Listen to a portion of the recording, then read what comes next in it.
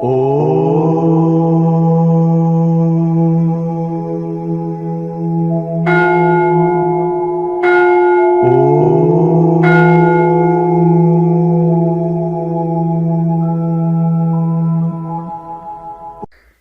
శ్రీ గురుభ్యో నమః.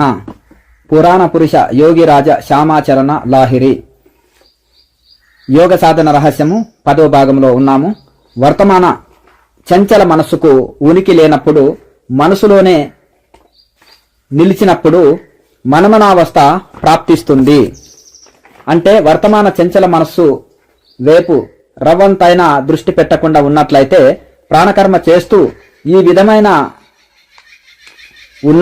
ఉన్మని లేదా ఉన్మన అంటే ఆత్మ విస్మృతి స్థితి పొందినప్పుడే దాన్ని యథార్థమైన ధ్యానావస్థ అంటారు. ఈ విధంగా ఉన్మని అవస్థ పొందిన యోగి భగవంతుడి వైపు లగ్నం చేసి మనసుని ఉంచేవాళ్ళు పనులన్నింటినీ ఈశ్వరుడే చేసి పెడతాడు. అతను ఏమీ చేయనక్కరలేదు. అట్టి యోగి కర్మలన్నీ ఈశ్వరుడే చేస్తారు. ఎందుకంటే అతనికి అప్పుడు కర్మ ఏది ఉండదు. ఏ స్థితిలో పనులన్నీ వాటంతట అవే అవుతూ ఉంటాయి. అందువల్ల 1873 మార్చి 26వ తేదీన లాహిరి మహాశయ ఆహిస్తే ఆహిస్తే వేమాలుం సబ్ కామ్ హోతా హై, మెల్లమెల్లగా పనులన్నీ తెలియకుండానే వాటంతటవే జరుగుతాయి అని రాసుకున్నారు. తమకు తాముగా ప్రయత్నించి ఏది చేయనవసరం లేకపోతుంది. యోగులకు ఈ స్థితి ఎప్పుడు కలుగుతోంది? వారు ఇలా చెప్పారు: వినా ఇచ్చార్ లాభ్ బడ్ లాభ్ బోధ్ హై తద్వద్ బినా కుంభకే కుంభక్ బడ్ ఆనంద్. అంటే ఏ వస్తువును పొందాలన్న కోరిక ఎన్నడూ కలగకుండా ఎప్పుడు ఉంటుందో ఆ వస్తువే అనాయాసంగా దొరికినప్పుడు దానొక గొప్ప లాభంగా ఎలా తలుస్తారో, అలాగే కావాలని కుంభించనప్పుడు కూడా దానంతటా అదే కుంభకం సిద్ధించినప్పుడు దానివల్ల గొప్ప ఆనందం కలుగుతుంది. ఈ విధమైన అవస్థ పొందిన యోగులు అన్ని విధాల ఈశ్వరీయ శక్తులను పొందుతారు. అందువల్ల వారు ఇలా రాశారు: సర్వశక్తివాన్ హోనే కా ఆఘం మాలూమ్ హువా, జజో సకల్ సబ్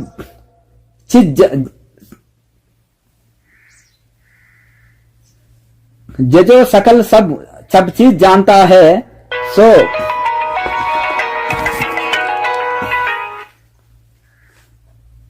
तहम सब कुछ करता है. సర్వశక్తిమంతుణ్ణి ఆయే రహస్యము తెలియవచ్చింది. అన్నింటినీ తెలుసుకోగల వ్యక్తి అన్నింటినీ చేయగలడు. అన్నీ అదే అయితే నేను అదే. ఇందువల్ల ఇప్పుడు నేను కూడా అన్ని చేయగలను. 1873 మే 13న ఇలా రాశారు: ఇహు సూర్య హి ఆది పురుషు హో జాతా హై, ఫిర్ యహీ బ్రహ్మ కా లింగ రూప్ లంబా మాలూమ్ హోతా హై, సోయి హమ్ హై, ఉస్సే ఏక్ జ్యోతి నికల్తా హై. ఇక్కడ వాళ్ళు ఇలా రాసుకున్నారు: అంటే నేను చూస్తున్న ఆత్మ సూర్యుడే ఆది పురుషుడైనాడు. ఇతడే మళ్ళీ బ్రహ్మ తాలూకు పొడుగాటి లింగ రూపుడైనాడు. ఆయనే నేను. బ్రహ్మ తాలూకు ఆ లింగ రూపంలో నుంచి ఒక వెలుతురు వెలువడుతుంది. అక్కడ రాత్రి లేదు, పగలు లేదు. అది స్వయం ప్రకాశం.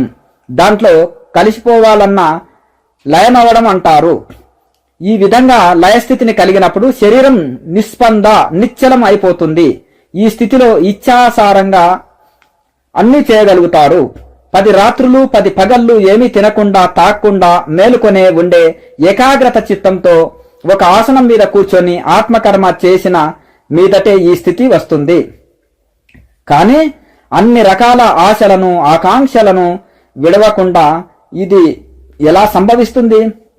అంటే మనసులో తరంగాల వల్ల ఆశ పడుతుంటుంది. మానస తరంగాలు ఉన్నంత సేపు ఆశ ఉంటుంది. కానీ ఆత్మకర్మ చేయడం వలన మనస్తరంగాలు లోపించినప్పుడు మనసు పూర్తిగా స్థిరమవుతుంది. అప్పుడు ఎలాంటి ఆశ ఉండదు. ఈ స్థితి పొందిన మీదట అన్ని వాటంతటా అవి సిద్ధిస్తూనే ఉంటాయి. అంటే స్థాయి స్థితి ప్రాప్తమవుతుంది. ఇందువల్ల వారు కాళికా మీద లేదా అంతర్యామి అయిన ఈశ్వరుడి మీద భారమంతా వేసి ఆయన శరణాగతి పొందడాన్ని సూచిస్తూ ఇలా చెప్పారు. ఇప్పుడు ఎదురుగా చూస్తున్న సాధనలోని కఠిన స్థలంలో ఈశ్వరుడు ఇచ్ఛ ఎలా ఉంటే అలా జరుగుతుంది. ఈ కఠిన స్థరాన్ని గురించి 1873 జూలై 16న ఇలా రాశారు. स्वभाव ब्रह्म है, इससे पार जाना मुश्किल. आज इंद्रिया ने सताया, सबको मार के आशा त्याग के अपने आप लय होना काम है. అంటే ఆత్మభావమే బ్రహ్మ. దీన్ని దాటడం కఠినము. ఇందువల్ల ఈ రోజు ఇంద్రియాలన్నిటినీ అణిచిపెట్టి అన్ని రకాల ఆశలను విడిచిపెట్టి నన్ను నేను బ్రహ్మతో సంపూర్ణంగా ఐక్యం చేయడం అంటే లయం చేయడం ఒక్కటే నేను చేయవలసింది. బ్రహ్మ ధ్యానంలో మునిగి ఉండడం వల్ల ఎల్లప్పుడూ ఆనందము కలుగుతూ ఉంటుంది.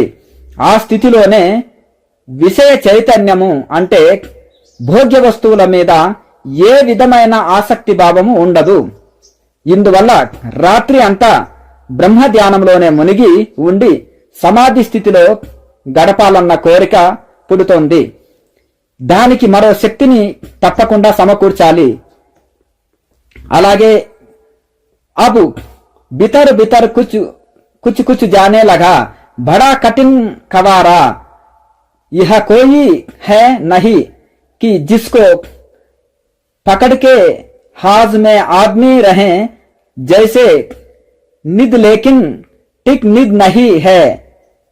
हमेशा ओंकार ध्वनि राजा पुरुषोत्तम सामने खड़े, संतोषामृत पान इस मजे के आगे कोई मजा कोई करे सो चाके नहीं तो రహే గోతా కాథే.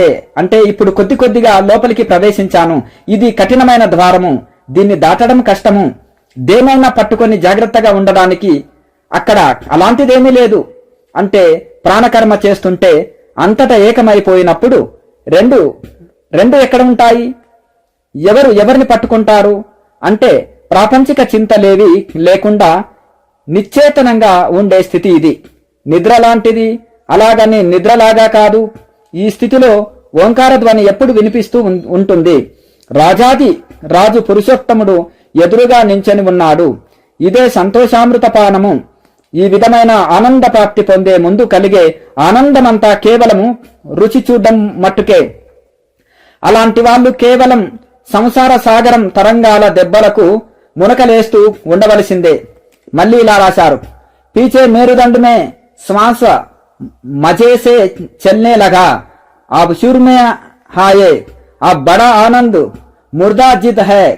जब तवो में लय हो जिसका की ब्रह्ममय दृष्टि है, उसके इच्छा करने के पहले मनोकामना सिद्ध होए. अब स्थिर होने का लक्षण पक आया है. అంటే వెనక వైపు మేరుదండం వెన్ను లోపల అంటే మనసులో శ్వాస సహజంగా సాగుతుంది. ఇప్పుడు స్థిర గృహానికి వచ్చాను. ఇప్పుడు చాలా ఆనందం కలుగుతుంది. దీని తర్వాత అంతా లయమైపోయినప్పుడు ఒంటి మీద స్పృహ లేదు. అంటే దేహంలో ఉన్న అన్ని రకాల తరంగాలు లుప్తమైనాయి. దేహబోధ లేని మరో స్థితి కూడా కలిగింది. అంటే దేహబోధ లేని స్థితిలో ఎక్కువసేపు ఉండడం బాగా అలవాటయిందన్నమాట.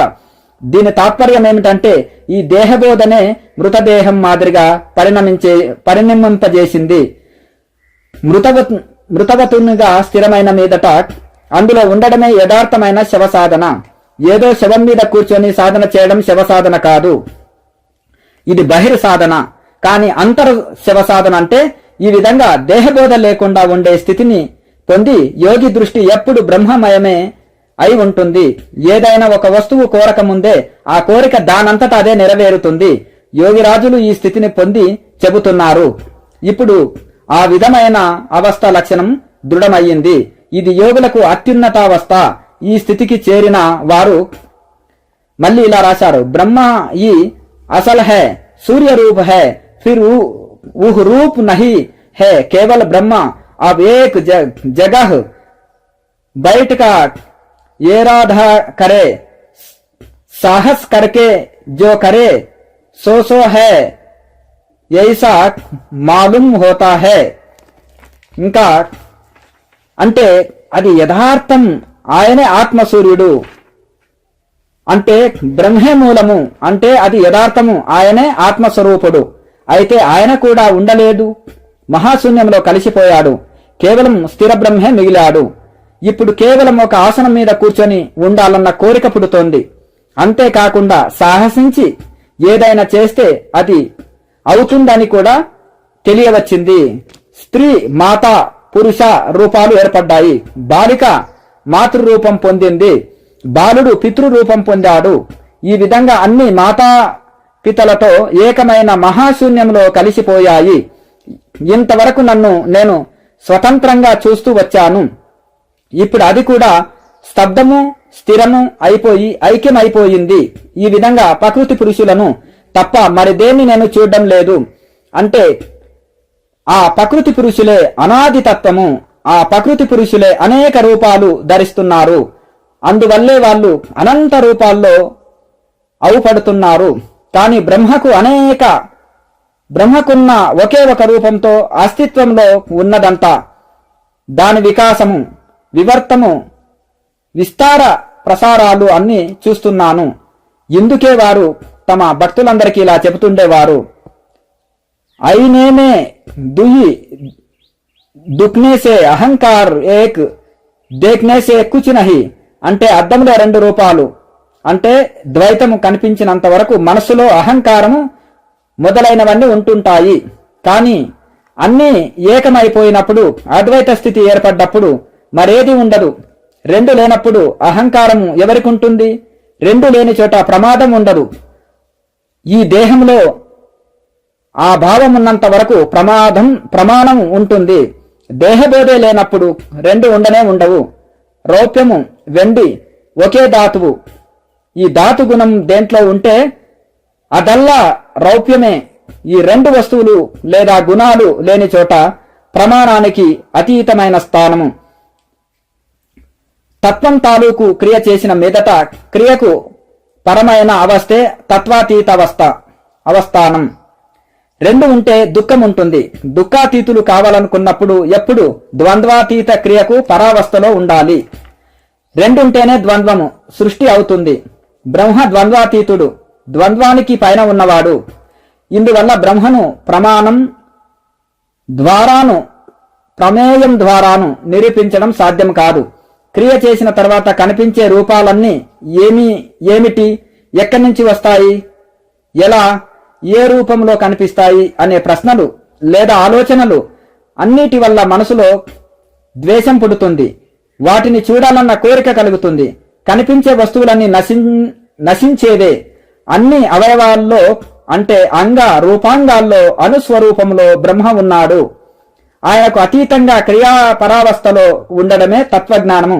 పైన చెప్పిన రూపాలన్నింటినీ చూసిన మీదట మనసులో నానా రకాల తర్క వితర్కాలు బయలుదేరుతాయి. అంటే ఇవన్నీ నిజాలా భ్రమల అన్న ప్రశ్నలు పుడతాయి. ఈ తర్కం పుట్టడం వలన స్వరూప నిర్ణయ విషయంలో ద్వేషం పుడుతుంది. దీంట్లో కూడా బ్రహ్మ లేడు. ఈ తర్క వితర్కాల వల్ల చంచల మనసు చేసే కర్మని నిశ్చయమవుతుంది. స్థిర మనసే బ్రహ్మ. ఈ సమస్త రూపాల విషయంలోనూ ఎంతో సూక్ష్మతర ఆభాసం లభ్యమయ్యింది. ఈ అనుభవం సాపేక్షం కాదు. ఈ విధమైన నిర్ణయం ద్వేషం చేసే పని. కానీ ద్వేషంలోనూ బ్రహ్మ లేడు. ఎందుకంటే బ్రహ్మ తత్వాతీతుడు. క్రియాపరవస్థలో నేనున్నది లేనప్పుడు రెండు కూడా ఉండవు. అందువల్ల రెండు లేనప్పుడు ద్వేషము, హింస, తర్కము మొదలైనవేవి ఉండవు. ఈ స్థితిలో ఎప్పుడు ఉంటుండడమే తత్వజ్ఞానము. అన్ని రకాల తర్క వితర్కాలకు, వాద వితండాలకు అతీతమైనదే శూన్యతత్వం. ఈ శూన్యతత్వమే బ్రహ్మ. ఎందుకంటే బ్రహ్మ తత్వాతీతుడు కనుక రెండున్న చోటే ప్రమాణం ఉండవలసిన అవసరం ఉంటుంది. కానీ ప్రమాణానికి అతీతంగా క్రియాపరవస్థ ఉంది. అక్కడ రెండు లేవు కాబట్టి ఇందువల్ల ప్రమాణం అవసరం లేదు. అయితే మరి ఒకటే ఉంది. మరి ఒకటే ఉందా? ఆ ఒకటిలో ఉండడము ఉండకపోవడము రెండు సమానమే. ఎందుకంటే రెండు అని చెప్పేవాడు కూడా ఒకటైపోయినప్పుడు ఒకటనేది ఉండడము ఉండకపోవడము సమానమే. ఇందువల్ల బ్రహ్మ ప్రమాణాతీతుడు. బ్రహ్మకు ప్రమాణం బ్రహ్మే. ప్రమాణ రూపాలు 4 విధాలు: ప్రత్యక్షము, అనుమానము, ఉపమానము, ఆప్తవాక్యము అన్నవి. కంటికి రూపం కనపడుతుంది, కానీ కన్ను మూసిన తరువాత కూడా అది ఉన్నప్పటికీ ఎందుకు కనిపించదు? కళ్ళ సాయంతో ఏ శక్తి ద్వారా కనపడుతుందో అది బ్రహ్మశక్తి లేదా బ్రహ్మతేజము. సమస్త తేజాలకు ఆధారం బ్రహ్మ. క్రియాపరవస్థలో తేజం ఏదీ లేదు, కానీ తేజం ఉంది. క్రియ చేసిన మీదట క్రియాపరవస్థ ఉత్పన్నమవుతుంది. పైన పన్నము స్థితి. ఆ సమయంలో ప్రాణవాయువు స్థిరమై బ్రహ్మలో కలిసిపోవడం వల్ల క్రియాపరవస్థ ఉత్పన్నమవుతుంది. అంటే క్రియకు అంతకు ముందు లేని పరావస్థ కలిగిందన్నమాట. దీన్నే జ్ఞానం అంటారు. ఇది స్వయం బోధ రూపం. అయితే మరి ఈ బ్రహ్మను దేంతో పోల్చాలి? బ్రహ్మకు ఊపము ఏమిటి? నిజానికి దాన్ని సాధన, సాధర్యాల ద్వారా, ఉపమాన, ఉపమేయ, సమాన ధర్మాల ద్వారా తెలుసుకోవాలి. సాధ్యం అంటే సాధన చేయవలసింది. బ్రహ్మ సాధన సాధ్య వస్తువును దేని ద్వారా పొందగలుగుతుంది? క్రియ సాధర్మ్యం. క్రియకు పరావస్థ. క్రియాపరావస్థలో ఉండకపోవడం వల్లే మనసు రెండు వైపులా పోతుంటుంది. మనసు రెండో వైపు పోవడం వల్లే లక్ష్య రూపం స్థిరమవుతుంది. లక్ష్యం ఉండడం వల్లే కష్టం కలుగుతుంది. రెండో వైపు మనసు పోవడం పృథివీ చేసే పని. కాబట్టి క్రియాపరవస్థలో ఉండకపోవడమే దోషం. ప్రవృత్తిలో ఉండడం వల్లే జన్మ కలుగుతుంది. ఎందుకంటే క్రియాపరవస్థలో ఉండకపోవడం వల్ల మనసులో అన్ని కోరికలు పుట్టుకొస్తుంటాయి. వాటి వెంబడి నానా రకాల కర్మలు జరుగుతూ ఉంటాయి. కర్మ ఫలాన్ని అనుభవించడానికి కారణమైనది ఆ జన్మే. అందువల్ల క్రియాపరావస్థలో ఉంటే కోరిక ఉండదు. కోరిక లేకపోతే కర్మ ఉండదు. కర్మ లేకపోతే ఫలం లేదా ప్రవృత్తి ఉండదు. మరి జన్మే ఉండదు. ఇందువల్లే జనన మరణాల్ని అడ్డగించడానికి తర్క వితర్కాల్లో పడకుండా, వృధాగా కాలాన్ని నష్టపరచకుండా క్రియ చేయడాన్నే సాధన అంటారు. ఈ సాధన జరిగిన తర్వాతే తేజాలకు తేజమైన మహాతేజము అంటే బ్రహ్మతేజము, తేజస్సు లేనిది ఉన్నది కూడా అనే స్థితిలో ఉండడం పంచతపం. అంటే 4 దిక్కుల అగ్ని, పైన సూర్యుడు, ఈ 5 పంచతాపాలు, పంచాగ్నులు లేదా ఉత్తాపాలు, వీటి మధ్య తపస్సు చేయడం పంచతపం. వర్తమానం ఉండకపోతే భూత భవిష్యత్తులు ఉండవు. ఇందువల్ల భూత భవిష్యత్తులకు వర్తమానం అపేక్ష ఉంది. వర్తమానం లేనిదే ప్రత్యక్షము అంటే ఇంద్రియ గ్రాహ్యము తాలూకు అభాసం లభించదు. ప్రత్యక్షమున్నప్పుడు అదే వర్తమానము. అందువల్ల వర్తమానం లేకపోవడంలో అంటే కాలం తాలూకు అభావంలో ప్రత్యక్షము లేదా ఇంద్రియ గోచరం ఉండదు. మరిక ప్రత్యక్షమే లేనప్పుడు భూత భవిష్యత్ వర్తమాన కాలాలు ఏవి ఉండవు. క్రియాపరవస్థలో భూత భవిష్యత్ వర్తమాన కాలాలు ఏవీ లేవు. కాబట్టి ప్రత్యక్షము కూడా లేదు. పరావస్థ ఉండే క్రియ సాపేక్షం. ఇదే అగ్నిహోత్ర యజ్ఞం. ఇదే స్థుతి. క్రియ చేయడానికి ఎవరైనా అనిచ్ఛ తెలిపినట్లయితే క్రియను ప్రశంసిస్తూ ప్రత్యక్ష దృష్టాంతాల ద్వారా అతనికి తెలియజెప్పి క్రియ పట్ల ఉత్సాహం కలిగించడము, ప్రోత్సాహము చేయడము స్థుతి. అంటే క్రియ చేస్తే మేలు కలుగుతుంది, శుభం చేకూరుతుంది, వెనక అనేక మంది దీనివల్ల ఉత్తమ గతి కలిగింది అంటూ చెప్పాలి. క్రియా దీక్ష తీసుకొని ఎవరైనా క్రియ చేయకపోయినట్లయితే, దాన్ని విడిచి పెట్టినట్లయితే వారిని నిందించాలి. క్రియ చేస్తే అన్ని విధాల మేలు కలుగుతుందని అతనికి పదే పదే తెలియజెప్పాలి. ఏ ఔషధ ప్రయోగం వల్ల రోగం పోతుందో ఆయుర్వేదంలో రాసి ఉంది. ఆ ఔషధాన్ని ప్రయోగించిన మీదట రోగం ఉపశమనమించి తొలగిపోయినట్లయితే అప్పుడు దాన్ని ప్రామాణికమని తెలుసుకోవాలి. అలాగే మనశ్శాంతి కోసము లేదా మనసు కోసము ఏర్పడ్డ క్రియ కూడా ప్రామాణికమే. సరైన సమయంలో సరైన మందు వాడకపోయినట్లయితే రోగం నయం కానట్లే సరైన గురువు దగ్గర మనస్సుకు త్రాణ కోసము ఉపాయము పొందకపోయినట్లయితే మంత్రము వృధా అయిపోతుంది. మనసు త్రాణావస్థకే మంత్రం అని పేరు. ఈ స్థితి కలిగిన వాళ్ళకి ఆప్తులని అభ్రాంతులని అంటారు. అలాంటి ఆప్తులు ఇతరుల దుఃఖానికి మనసు కరిగి క్రియను ఉపదేశిస్తుంటారు. మనసును సంపూర్ణంగా అర్పించడం వల్ల సమ్యక్ దానం క్రియాపరవస్థ కలుగుతుంది. ఇదే సంప్రదానం. మనస్సును ఉత్కృష్టంగా అర్పించినట్లయితే అది అతన్ని ఎన్నటికీ విడవదు. అలాంటి స్థితిలో ఎప్పుడు ఉంటాడతను. అప్పుడు ఆ స్థితే నిత్యము క్రియాపరవస్థలో గాఢమైన నిశా ఉంది. ఆ తర్వాత ఉండే కొద్దిపాటి లేదా అల్పమైన నిశాను క్రియాపరవస్థకు పరావస్థ అంటారు. యోగులు ఈ స్థితిలో నిలిచి ఉండి తమ పనులన్నీ చేసుకుంటూ ఉంటారు. ఇందుకే వారు అన్ని పనులు చేస్తూనే ఉన్నా ఏమి చేయని వారు. క్రియాదీక్ష తీసుకున్నంత మాత్రానే క్రియాపరవస్థ కలగదు. దీనికి దీర్ఘకాలం పాటు తప్పనిసరి అభ్యాసం చేయాలి. అందువల్ల క్రియ పొందడం క్రియాపరవస్థకి హేతువు కాదు. క్రియ చేసినప్పుడే క్రియాపరవస్థ అంటే సమాధి కలుగుతుంది. ఇందుకని అభ్యాసమే క్రియాపరవస్థకు హేతువు అంటే కారణము. దీనికి నిషేధాలేవి లేవు. అతీంద్రియమైన క్రియాపరవస్థ సమాధిలో ఎక్కడ ఉన్నారో, ఏ స్థితిలో ఉన్నారో, ఏ విధమైన సుఖం కలిగిందో నిర్ణయం చేయడం సాధ్యం కాదు. ఎందుకంటే నిర్ణయం చేసే మనసు అప్పుడు అక్కడుండదు. అది అన్ని విధాల తత్వాతీతం, గుణాతీతం, సత్వాతీతం. దాంట్లో స్పర్శ లేకపోయినందువల్ల దానికి నిత్యత్వానికి ప్రతిషేధం లేదు. దాన్ని వెల్లడించే ఉపాయం లేదు. వ్యక్తిలో గుణం విశేషంగా ఆశ్రయం పొందడం వల్ల ఉపాయం లేదు. వ్యక్తిలో గుణం విశేషంగా ఆశ్రయం పొందడం వల్ల దాన్ని మూర్తి అంటారు. మీరు కృష్ణమూర్తి పూజ చేస్తుంటారు, కానీ మీరు పూజిస్తున్న కృష్ణుడి మూర్తిలో విశేష గుణం ఉండడం దూర విషయము. సామాన్యమైన సత్వ రజస్తమో గుణాలు కూడా లేవు. విశేష గుణం అంటే అనంత గుణ సంపన్నుడైన ఆ నారాయణుడి ఉత్తమ పురుషుడి మూర్తి నాలో మీలో అందరిలో ఉంది.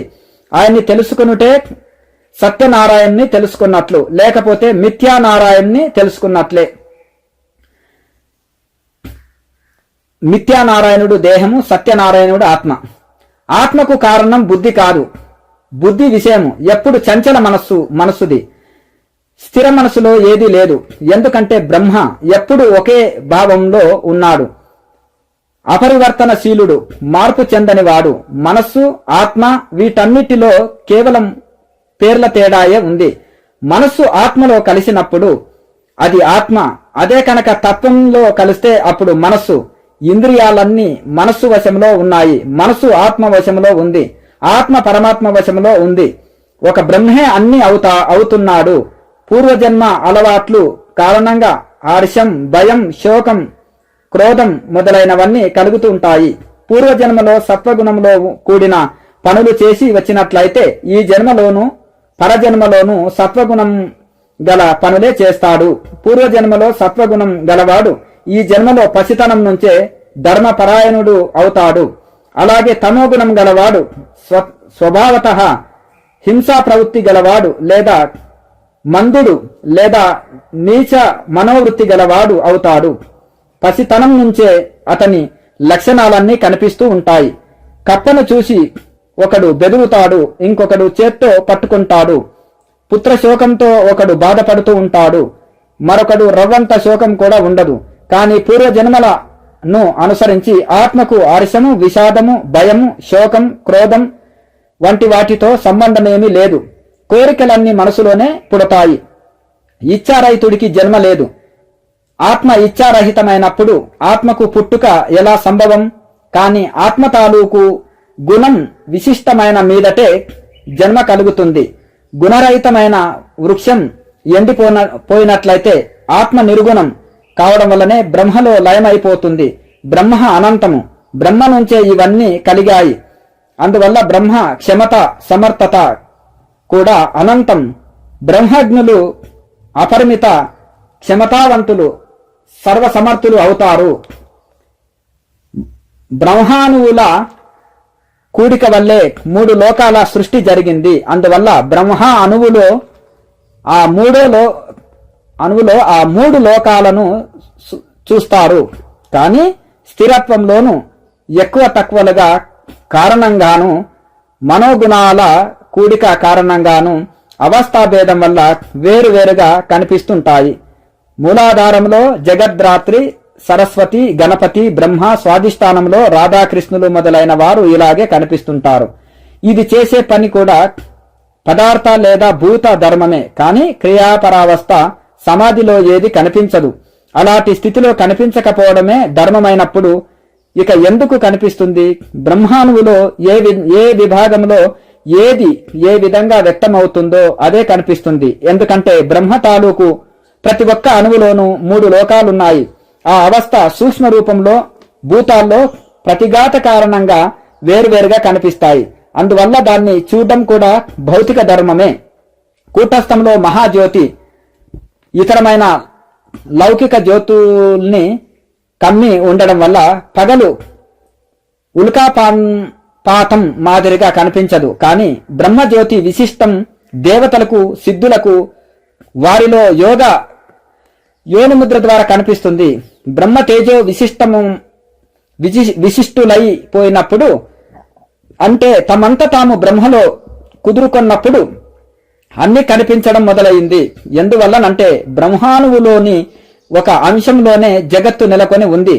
దీన్ని సూచిస్తూ ప్రమాణం చూపిస్తూ గీతలో ఏకాంశేన స్థితో జగత్తు అంటే బ్రహ్మలో ఒక్క అంశంతో ఈ జగత్తంతా ఏర్పడ్డది అనక బ్రహ్మలోని అణువుల ద్వారానే ఈ సృష్టి ఏర్పడ్డది అని స్పష్టంగా చెప్పడం జరిగింది. ఇంకా ఎక్కువ ప్రాణకర్మ ఓంకార క్రియ చేస్తుంటే సమాన తేజో విశిష్ట స్థితి కలిగినప్పుడు చిన్న పెద్ద లేని స్థితిలో భౌతిక ధర్మాలకు అతీతమైన స్థితిలో దేనికి ఏ విధమైన ఆవరణ, తెర, మరుగు ఉండదు. యోగులకు ఈ విధమైన తేజో విశిష్ట ఆవరణహీన స్థితి కలిగినప్పుడు వారు చూడకపోయినా అన్ని కనిపిస్తూ ఉంటాయి. ఆ బ్రహ్మతేజం అంతటా తెలుస్తూ ఉంటుంది. కానీ ఆ సమానం అయిన కారణంగా అప్రకాశము, అవ్యక్తము, సమానము అయినందువల్లే ప్రకాశితము, వ్యక్తము అయ్యింది.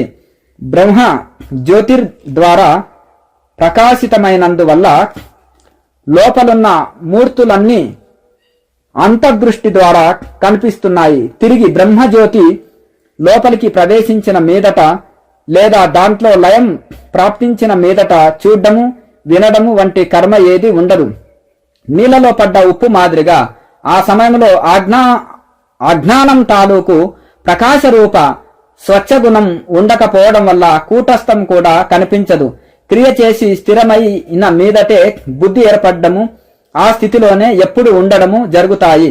కానీ స్థిరంగా ఉండడం వల్లే గతి సంభవమైన చోటల్లా ఆకృతి కనిపిస్తూ ఉంటుంది.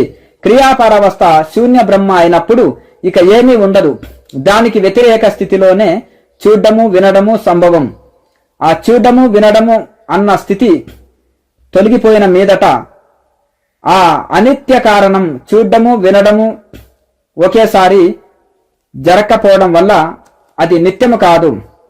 ఇందువల్ల బ్రహ్మలో ఉనికి ఏర్పడకపోవడం వల్ల అవయవాంతర స్థితి కలుగుతుంది. అంటే రెండో వైపు మనసును లగ్నం చేయడం వల్ల గృహస్థు, సన్యాసి, బ్రాహ్మణుడు, క్షత్రియుడు మొదలైన ఉపాధులు ఏర్పడతాయి. ఆత్మ, మనస్సు రెండు ఒకటే.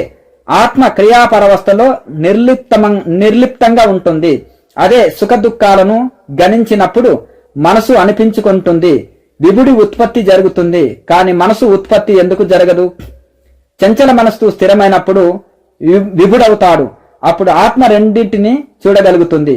మనసు గతి బయటి వైపు ఉన్నంత వరకు అది చంచలంగా ఉంటుంది. అది స్థిరమై మనస్సులోకి ప్రవేశించినప్పుడు విభుడు అంటే బ్రహ్మ అవుతుంది. బ్రహ్మలో ఒకే మాట సంయోగము, దాంతో బాటే జ్ఞానోత్పత్తి జరుగుతాయి. ఈ జ్ఞానం క్రియాపరవస్థలో కలుగుతుంది, చంచల మనసులో కాదు. మనసు స్థిరత్వమే బుద్ధి. ఎందుకంటే ఆ సమయంలో చూడడము, చూడకపోవడము, తెలుసుకోవడము, తెలుసుకోకపోవడము ఇవేవి ఉండవు. అప్పుడిక విరుద్ధత ఉండదు. విరోధ స్థితి లేనప్పుడు అన్ని నిత్యమే కావడం వల్ల బుద్ధి కూడా నిత్యమే. అందువల్ల క్రియాపరవస్థ కలగడం అంటే ఇచ్ఛారహితం కావడమే జ్ఞానము. ఈ స్థితి ఆత్మక్రియ ద్వారానే సంభవం. ఏ సాధన ద్వారా అంటే ఉపాయం ద్వారా జ్ఞానం కలుగుతుందో ఆ సాధనాన్ని సమ్యక్ రూపంలో ప్రయోగించడమే జ్ఞానం అంటారు. జ్ఞానం క్రియకు పరావస్థలో కలుగుతుంది. ఆ స్థితిని పొందే సాధనమే క్రియ.